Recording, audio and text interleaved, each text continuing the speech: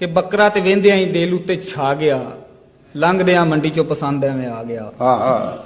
बकरा ते वेंदियां ही दिल उत्ते छा गया, लंघदियां मंडी चो पसंद एवें आ गया। आख्या मैं दिला एहो बकरा ले जावांगे, रज रज ईद उत्ते सारे जी खावांगे। ते लगदा सी बकरा गुलाब दा फुल है। लागे हो के पुछया मैं की एदा मुल है। ते बकरे वाला कहंदा कि लागे हो के वेख लो, ये ढुड नहीं जे मारदा, मेरी जान तुहाडे लई सिर्फ 30,000 दा।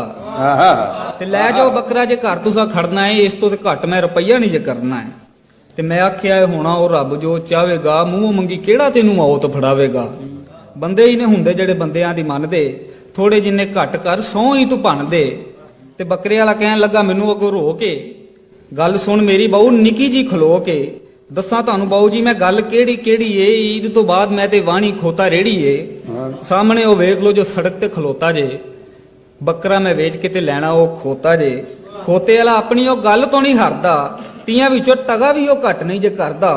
ते तुहाडे नाल बाऊ जी जोड़ काहदा साडा जे, खोता मैनू लै दिओ ते बकरा तुहाडा जे। वाह वाह वाह वाह वाह वाह वाह, क्या बात। तुहाडे नाल क्या बात बाऊ जी जोड़ काहदा साडा जे, खोता मैनू लै दिओ ते बकरा तुहाडा जे। सोचिया मैं पुछना जे खोते वाला मन जाए, बकरा ते चंगा भावें 30 इंच बन जाए। सोचिया मैं पुछना जे खोते वाला मन जाए, बकरा ते चंगा भावें 30 इंच बन जाए। लड़ भिड़ करके मैं मेन बाजार विच लै लिया खोता पूरे 15,000 विच। ते आया जदों इत्थे इथों बकरे वाला गायब सी, पिछा जदों मुड़िया ते खोते वाला गायब सी।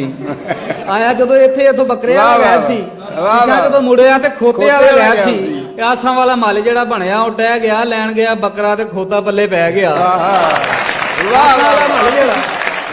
आसां वाला मल जिहड़ा बनया वो टह गया, लैण गया बकरा ते खोता पल्ले पै गया। 3 दा मैं वेचिया, खोता शोर पा के बकरा लियांदा विच 20 होर पा के, बकरा लियांदा विच